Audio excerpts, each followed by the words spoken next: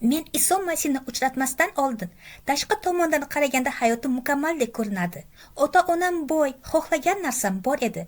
Lekin yuragimning ich-ichida ikki ulkan muammo yashardi. Adolatsizlik oldida kuchsizlik va uning oqibatida chuqur tushkunlik. Umidsizlikdan 4 marta o'z jonimga qasd qilishga uringanman. Men yashamas edim, shunchaki kun ko'rar edim. Bir kuni masihiylar bilan tanishdim. Tashqaridan qaraganda ham dindor, ham dunyoviy edim. 4 oy davomida ular menga Iso Masih haqida gapirishdi. Lekin o'z dinim sabab qattiq qarshilik qilardim. Bir kun esa Iso Masih yuragimga ta'sir qildi va hamma narsa bir zumda oydinlashdi. Gunohning jazosi o'lim. Iso Masih mening gunohlarim uchun o'ldi.